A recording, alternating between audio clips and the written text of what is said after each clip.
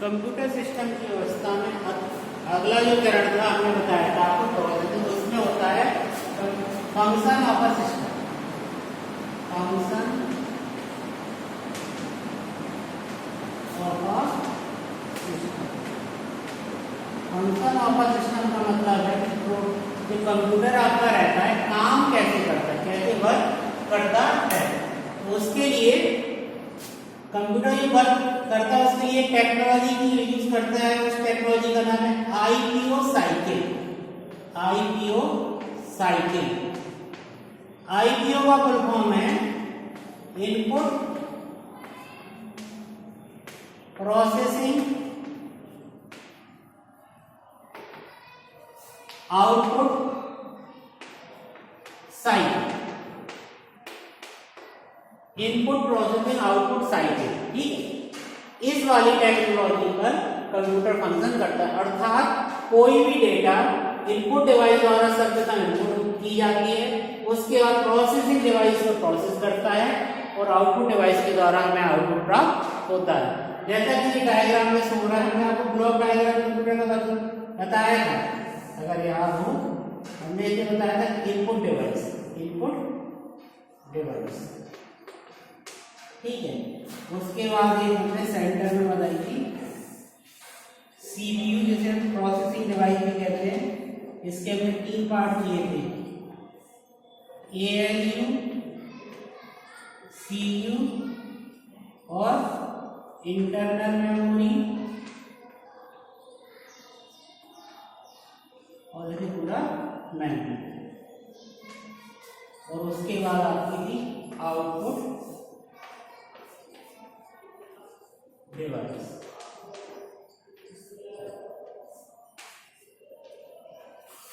ये कंप्यूटर का block diagram भी है और इसी प्रोसेस पर कंप्यूटर काम करता है।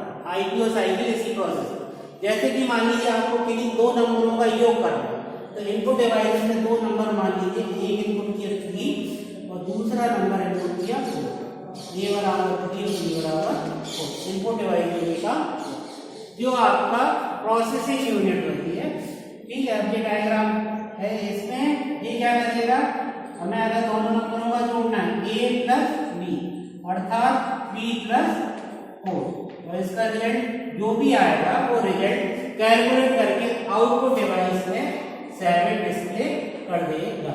तो ये आईपीओ साइकिल इसी प्रोसेस पे काम करता है। इनपुट डिवाइस के द्वारा इनपुट किया जाता है, प्रोसेसिंग डिवाइस के द्वारा प्रोसेस किया जाता है, प्रोसेसिंग के बाद जो भी आउटपुट आता है, जैसे कैलकुलेट करने पर ये आउटपुट 7 आया, इसको प्रोसेसर अपने पास से पास करता है कैसे, आउटपुट डिवाइस को, जो कि आपके कंप्यूटर पे शो हो जाता है। आपको हार्ड कॉपी के रूप में चाहिए या सॉफ्ट कॉपी के रूप में चाहिए, ये आपके ऊपर डिपेंड करता है। ये आपका होता है output, input processing output cycle. इसके साथ ही कंप्यूटर से कुछ यूजर्स भी जुड़े रहते हैं। कंप्यूटर से यूजर्स भी जुड़े, यूजर्स का मतलब है जो व्यक्ति कंप्यूटर पे काम करेगा वो क्या कहलाएगा, यूजर कहलाएगा। लेकिन वो किस प्रकार से कंप्यूटर का यूज करते हैं, इसके लिए उन्हें अलग अलग कैटेगरी में डिवाइड किया गया है। यूजर्स, हर वो व्यक्ति जो कंप्यूटर का यूज करता है वो यूजर कहलाता है, ठीक है। अब यूजर्स भी अलग अलग प्रकार के होते हैं। पहले यूजर का प्रकार है ऑपरेटर।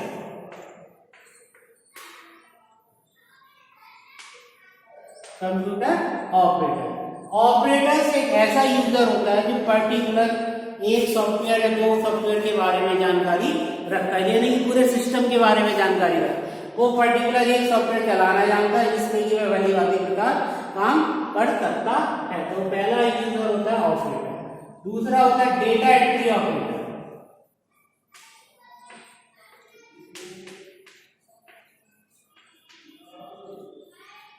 डेटा एंट्री ऑपरेटर जो यूजर होते हैं वो सिर्फ डेटा की एंट्री करना जानते हैं, उन्हें सॉफ्टवेयर के बारे में कोई जानकारी नहीं है। उन्हें एक पैटर्न बता दिया जाता है कि इसमें सिर्फ आपको टाइपिंग करनी है, उस हिसाब से वो उसमें टाइपिंग करके अपना डेटा कंप्यूटर में स्टोर करते रहते हैं। तीसरे प्रकार के यूजर होते हैं प्रोग्रामर।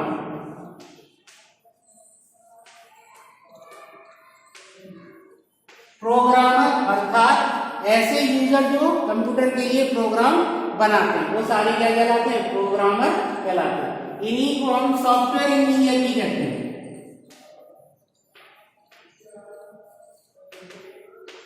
सॉफ्टवेयर इंजीनियर प्रोग्रामर, जब प्रोग्रामर बड़ा हो जाता है अर्थात प्रोग्राम बनाने लगता है तो वो सॉफ्टवेयर का निर्माण भी कर सकता है। एक सॉफ्टवेयर इंजीनियर प्रोग्रामर होगा ही होगा, लेकिन ये नहीं कह सकते कि एक प्रोग्रामर सॉफ्टवेयर इंजीनियर होगा, क्योंकि एक्सपर्ट लेवल पे प्रोग्रामिंग पहुंचने पर ही सॉफ्टवेयर इंजीनियर बनते हैं। अगले यूजर हैं आपके हार्डवेयर इंजीनियर।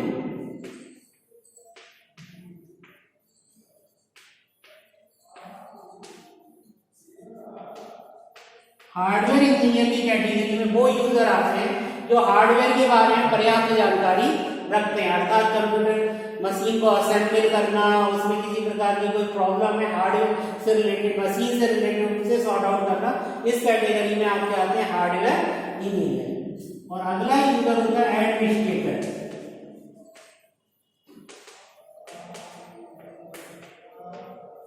एडमिनिस्ट्रेटर की कैटेगरी में वो यूजर आते हैं जो पूरे सिस्टम के होल सोल इंचार्ज होते हैं। उनकी बगैर परमिशन के कोई भी यूजर कंप्यूटर का यूज नहीं कर सकता है। वो ही पूरे सिस्टम के पूरी तरीके से इंचार्ज है, वो ही परमिशन देते हैं कि कौन सा ऑपरेटर क्या काम कर सकता है, प्रोग्रामर क्या कर सकता है, सारे देख रेख उन्हीं के अंतर्गत आती है। इस प्रकार से कंप्यूटर की बेसिक नॉलेज जो आपकी थी वो समाप्त होती है।